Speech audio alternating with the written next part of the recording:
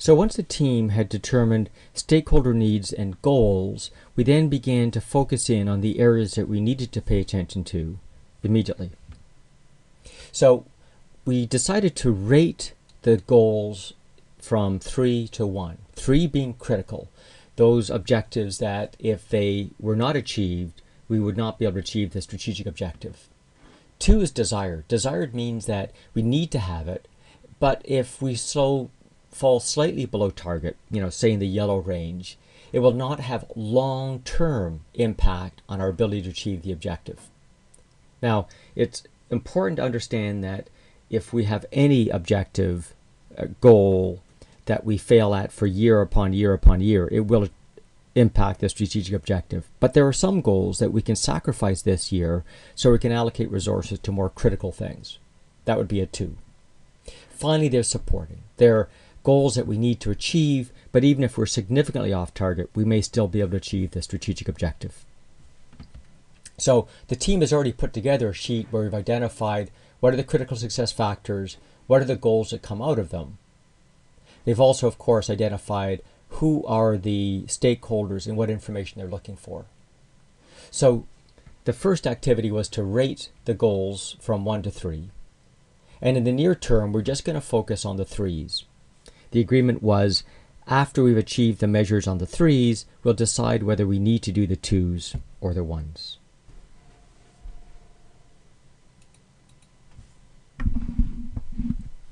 As a quick reminder, we started off with this strategy map.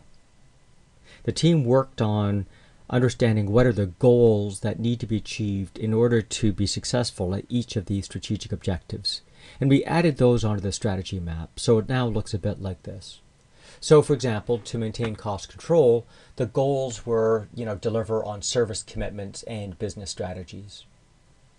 On things like enable business strategies, it was things like continuously improve, maintain a higher level of business satisfaction, and be an advisor to business. So this is the work that the teams came up with. PM Squared took the opportunity of looking at this work and overlaying our experience with best practices. Now, to put it into context, remember that we eventually adjusted the strategy map, so the overall map now looked like this.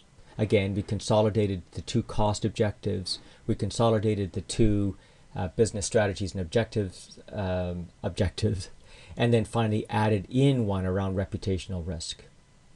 So based on the work that your team did and our experience with best practices, we came up with the following proposal of goals beneath each strategic objective. So, for example, under cost control, we're recommending 2 best practice formulas that we've used at other financial institutions, and we'll share those with you in the next webinar. But one is strategic ROI, which is what is the improvement we've made on our own processes and the return on that investment. And then secondly, what is the value we've delivered to our customers and at what cost? For looking at our business strategy, our business customers' strategies and objectives, we looked at value delivered. And again, value is a key formula. It has to do with anything we can do to increase quality or performance, divided by anything we can do to reduce cost or time. So what is the value we delivered and what's their overall satisfaction level? On the risk side, we're looking at whatever the accepted internal equation is for the valuation of risk exposure. And we'll be going to Orlando's group to seek that information. On efficiency run day-to-day operations, we're looking at systems performance. And again, we've got a formula for the performance that we've decided to use.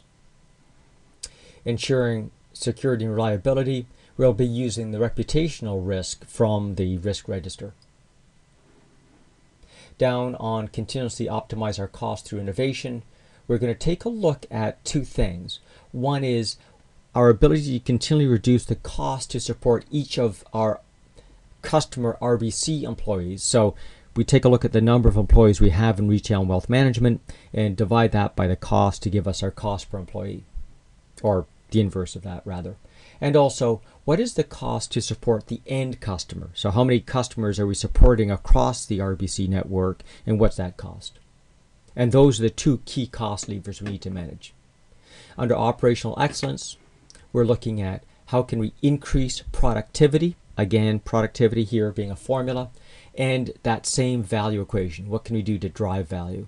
And then lastly, about our resource allocation. Do we have the right resources at the right place and tasked with the right initiatives? On risk, safety, and soundness, we will be going to Orlando to understand what are the metrics they're recommending we use on the risk side. And then under business alignment, what are the internal activities we need to do? We'll be looking at goal alignment and early engagement. And then finally, under employees' capabilities and behaviors and values, we'll be determining measures for each of our core values: service, teamwork, responsibility, diversity, and integrity. And above and beyond that, look at things to build the competency pool. So that's how it is we've combined the work that the team has done around goals with best practices and reached an agreement about these objectives. In the next webinar, we'll give you an overview of some of the formulas I've been outlining here. To determine the zero-based metrics, what we're trying to do is escape our current measurement paradigms and the constraints that we have when we think of a particular strategic objective. To do this, we found a very useful trick is something that we've gleaned from the Lean Six Sigma / Lean world. Any process has inputs, transformations, and outputs. Inputs are, for this presentation you're watching, things like having PowerPoint, having Camtasia, having a website, having a presenter. The transformations are your abilities to learn what's going on and interact with the information. And the outputs are the knowledge you gain and your ability to build scorecards and so forth. So we can take a look at any activity, any strategic objective, and break it down this way and come up with 20 or 30 measure possibilities that are available. I'll show you how we do that. If we take a strategic objective, we should be able to list off the inputs, transformations, and outputs. So an example might be within employee capabilities, we might have a goal like 85% of our employees have to complete their training programs. The inputs to doing that are things like you need to have the development programs, you need to have available training sessions, you need to have instructors, and so forth. The transformations are things like the organization has to create the time for your employees to take the training. The employees need to participate during those sessions. They need to make sure that they actually do the prep work and the homework. They need to make sure they're doing some learning. And finally, they've got to take the training. And the outputs are going to be things like, of course, a completed course, a passing grade in the exam, happy employees, internal opportunities and promotions, the ability to apply the knowledge and so on. So now out of this one goal, we have about 15 possible measures. In fact, when we do our work this way, we find that we have so much data, we need a tool to filter it down. And the filter we used is called Perfect. We're looking for measures which are proxies, existing, reliable, fast, empowering, cross-functional, and trusted. By proxy, we mean the measure need only be indicative. An example is Bank of America uses absenteeism as an indicator of employee satisfaction. It's just a proxy, but they believe if employees are unhappy, they tend to book off sick. They validate that once a year with their employee surveys. The data has to be existing. We don't want to add a burden of reporting on the organization. The data has to be reliable. If the data indicator shifts, we need to know the underlying strategic objective has also shifted. We want it to be fast. We don't have to wait for month-end allocations and so forth. It needs to be empowering. In other words, we need to make sure the indicators don't accidentally allow senior management to begin placing blame on weak performance. And typically, therefore, they're cross-functional and the data has to be trusted.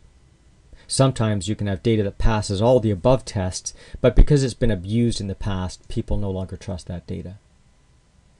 We can take a look at each of the selected indicators that we had and grade them against that criteria, and eventually come up with a pass-fail analysis for the different indicators. So typically about 30 or 40% of the indicators fall away because it's not available, not existing, and so forth. And this allows us to cull down to a selection of possible measures that we could use and literally turn on the scorecard tomorrow based on the existing data.